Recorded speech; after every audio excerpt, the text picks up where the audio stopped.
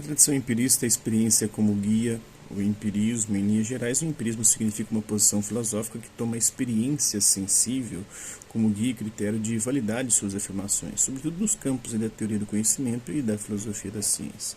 Então, para o empirismo, todo conhecimento vem da experiência sensível, ou seja, dos sentidos, visão, audição, tato, paladar e olfato.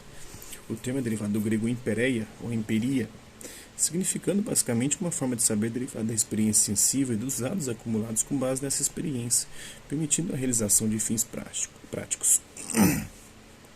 O lema do empirismo é a frase de inspiração aristotélica: nada está no intelecto que não tenha nele chegado, que não tenha passado antes pelos sentidos. Não tenha nele chegado senão por meio dos sentidos, ou seja, todo conhecimento resulta de uma base empírica, de percepções ou impressões sensíveis sobre o real, elaborando-se e desenvolvendo-se a partir desses dados. Os empiristas rejeitam, portanto, a noção de ideias inatas, ou seja, ideias que nós nascemos com elas, ou de um conhecimento anterior à experiência, independentemente desta. O empirismo constituiu-se a partir do século XVI juntamente com o racionalismo, que representamos pela filosofia de Descartes, como uma das principais correntes formadoras do pensamento moderno em sua fase inicial, até fins do século XVIII, vai do século XV ao século XVIII. Na verdade, ambos os conceitos foram empregados pelas histórias da filosofia do século XIX e não eram de fato utilizados por esses filósofos, que não se identificavam dessa forma nem se filiavam a essas correntes. Essa corrente desenvolveu-se sobretudo na Inglaterra e entre os filósofos de língua inglesa. Talvez o desenvolvimento econômico desse país, a partir de fins do século XVI, sua intensa atividade comercial, a importância de uma classe burguesa já bastante influente política e economicamente, e uma situação política em que a monarquia absolutista dá lugar ao crescente papel do parlamento, possam explicar aí esses fatores. A queda da dinastia dos Stuart e a chamada Revolução Gloriosa de 1688 e 1689 seriam a consolidação do processo político e da transformação econômica que levarão um século mais tarde à Revolução Industrial na Inglaterra. O empirismo, com sua valorização da experiência humana, da realidade concreta, da atividade do indivíduo e com seu espírito contrário à metafísica especulativa e aos grandes sistemas teóricos, certamente deve ser entendido nesse contexto. A filosofia empirista está diretamente ligada à criação da Royal Society of London for the Improvement of Natural Knowledge, ou a Real Sociedade de Londres para o Progresso do Conhecimento Natural, fundada em 1660 e patrocinada pelos ricos comerciantes de Londres, que tinham interesse nas possíveis aplicações tecnológicas desses conhecimentos, desde as questões de navegação até estudos sobre linguagens que permitiriam comunicação com os povos das novas terras com que negociavam. Muitos desses filósofos, como John Locke, tiveram uma ligação direta com a Royal Society. A ciência experimental teve um grande desenvolvimento nesse período na Inglaterra.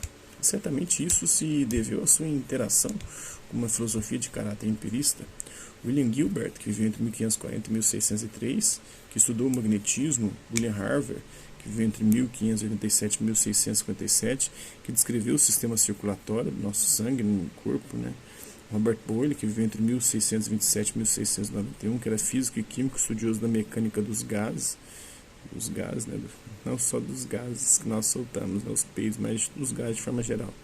O Robert Hooke, que viveu entre 1635 e 1703, foi o físico inventor da bomba a vácuo, e sobretudo Isaac Newton, o mais famoso de todos eles, que viveu entre 1642 e 1727, que foi o físico mais importante da época moderna.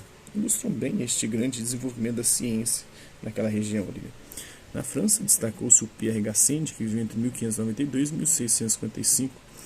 Foi filósofo e físico que retomou o atomismo antigo, adotando posições bem próximas do empirismo.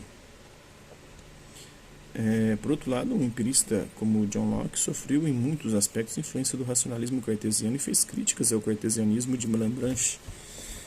As teses empiristas de Locke sobre o processo de conhecimento, por sua vez, foram discutidas por filósofos franceses do século XVIII, como Lemaitre, Condillac, Diderot, bem como por outros pensadores e cientistas ligados à enciclopedismo. Empiristas como Thomas Hobbes e David Hume viveram por algum tempo na França, portanto o empirismo não se restringiu ao contexto de língua inglesa nem se desenvolveu isoladamente. Os principais filósofos empiristas do período clássico foram Francis Bacon, que viveu entre 1561 até 1626, o Thomas Hobbes, que viveu entre 1588 e 1679, o John Locke, que viveu entre 1632 e 1704, o George Berkeley, que viveu entre 1685 e 1753, e o David Hume, que viveu entre 1711 e 1776. Entretanto, a filosofia escocesa do senso comum, que tem Thomas Reid, que viveu entre 1710 e 1796, seu principal representante, e o pensamento do filósofo inglês John Stuart Mill, que viveu entre 1806 e 1873, podem também ser considerados empiristas. O empirismo influenciou também o positivismo de Auguste Comte, francês, que viveu entre 1798 e 1857 na França, e o empirismo, o neopositivismo lógico do Círculo de Viena, já no século XX. O pragmatismo norte-americano, do Charles Sanders Peirce, do William James, e a filosofia analítica contemporânea também sofreram, em alguns aspectos, influência do empirismo clássico. Vamos nos concentrar aqui no exame dos pontos centrais da contribuição filosófica do Francis Bacon, John Locke e David Hume, os principais nomes do empirismo clássico. Bacon e o método experimental. Francis Bacon, que viveu entre 1561 e 1626, é considerado, juntamente com Descartes, um dos pais da filosofia moderna, os iniciadores do pensamento moderno. Por sua defesa do método experimental contra a ciência teórica e especulativa clássica de Aristóteles, por sua rejeição da escolástica, bem como por sua concepção de um pensamento crítico e do progresso da ciência e da técnica.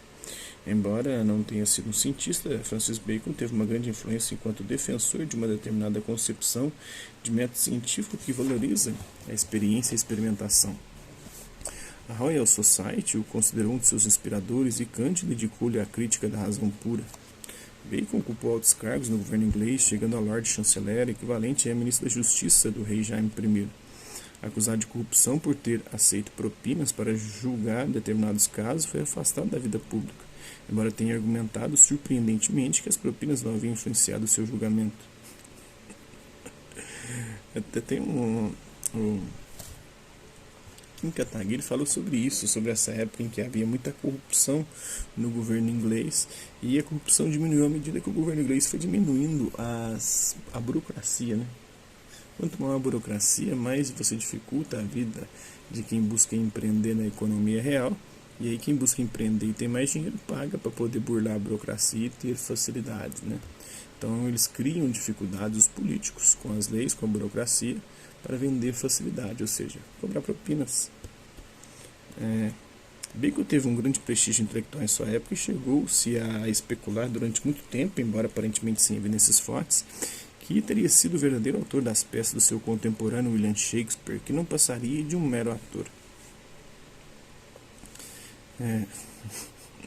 Suas principais obras são O Novo Organo, de 1620, em que critica a concepção dedutiva de ciência derivada do órgano aristotélico. The Advancement of Learning, o Progresso do Saber, de 1605, publicado em 1623, e uma versão ampliada com o título de The Augments, em que defende a ideia do progresso da ciência e da técnica. O New Atlantis, publicado em 1627, representando um reino utópico e contendo um modelo de instituição de pesquisa científica, a Casa de Salomão. Podemos distinguir dois aspectos interrelacionados da contribuição filosófica do Francis Bacon, que examinaremos em seguida. O primeiro é a sua concepção de pensamento crítico, contida na teoria dos ídolos.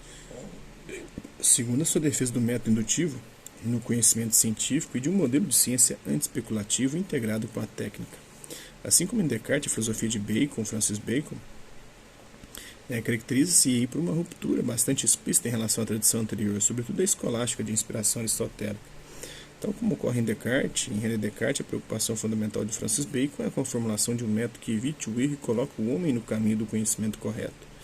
Este é um dos sentidos primordiais do pensamento crítico, que marcará fortemente a filosofia moderna, vendo a tarefa da filosofia como a liberação do homem de preconceitos, de ilusões e superstições. É neste contexto que encontramos a teoria dos ídolos no Novo Organo, nas seções 38 a 44. Os ídolos são ilusões ou distorções que, segundo Francis Bacon, bloqueiam a mente humana, impedindo o verdadeiro conhecimento. Os ídolos podem ser de 4 tipos: os ídolos da tribo, os ídolos da caverna, os ídolos do fórum, ídolo da fora, e o ídolos of the marketplace, do mercado, e os ídolos do teatro. Os ídolos da tribo resultam da própria natureza humana, tribos significando aí a espécie humana, E Bacon indica com isso que o homem, por natureza, não tem nenhuma relação com o universo que permita que o conheça tal como é. O homem não é um microcosmo que reflete em si as características do macrocosmo.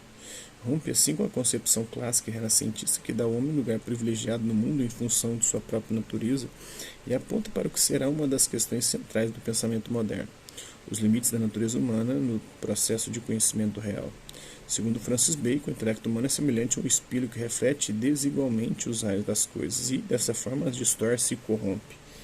Então, a natureza humana, ela comete equívocos. Os ídolos da caverna são consequência das características individuais de cada homem, de sua constituição física e mental, das influências que sofre do seu meio. Portanto, o espírito humano, tal como se acha exposto em cada um, é coisa variada, sujeita a múltiplas perturbações e até certo ponto também sujeita ao acaso. Os ídolos do fórum, ou os ídolos do mercado, são resultado das relações entre os homens, da comunicação, da linguagem, do discurso, sendo que as palavras forçam o intelecto e o perturbam por completo. E os homens são, assim, arrastados em inúmeras e inúteis controvérsias e fantasias. E os ídolos do teatro são derivados das doutrinas filosóficas, científicas, religiosas antigas e novas, que figuram mundos fictícios e teatrais. O texto prossegue examinando os diferentes tipos de ídolos e desenvolvendo uma crítica dos sistemas tradicionais filosóficos e de ciência, sobretudo aristotélico. Francis Bacon propõe então um modelo para a nova ciência. O homem deve despir-se de seus preconceitos, seus ídolos, tornando-se uma criança diante da natureza. Só assim alcançará o verdadeiro saber. O novo método científico é a indução, que, com base em observações, permite o conhecimento do funcionamento da natureza e, observando a regularidade entre os fenômenos e estabelecendo relações entre eles, permite formular leis científicas, que são generalizações indutivas, onde experiências particulares chegar a generalizações, a conhecimentos gerais. É desse modo que a ciência pode progredir e o conhecimento crescer de forma controlada e, portanto, segura. Este é o modelo de ciência que defende o novo organo, e o de augments, uma ciência aplicada que interage com a técnica, com a tecnologia e nos possibilita o controle da natureza para o benefício do homem. Saber é poder, diz o Francis Bacon, pois ao conhecer as leis que explicam o funcionamento da natureza, podemos fazer previsões e tentar controlar os fenômenos de modo que nos seja proveitoso. O homem, ministro e intérprete da natureza, faz e entende quando constata. Pela observação dos fatos ou pelo trabalho da mente sobre a ordem da natureza, não sabe nem pode mais. Os instrumentos técnicos, tecnológicos, por sua vez, são extensões de nossos membros e faculdades que permitem o desenvolvimento da ciência aplicada e nos ajudam a superar as nossas limitações. Francis Bacon é um pensador que acredita no progresso, o que fica claro pelo próprio tema do De Augmentis. O conhecimento se desenvolve na medida em que adotamos o método correto, a experiência como guia. Os antigos representam a infância da humanidade e a modernidade significa uma nova fase. Sua importância e influência deriva dessa defesa da modernidade, de um modelo de ciência ativa, prática e aplicada e de um pensamento crítico que deve combater superstições e preconceitos, permitindo assim o progresso do nosso conhecimento e o aperfeiçoamento da condição humana. A razão instrumental, defendida por Francis Bacon, e sua glorificação da técnica serão fortemente questionadas na filosofia contemporânea, em particular pela Escola de Frankfurt e por Heidegger.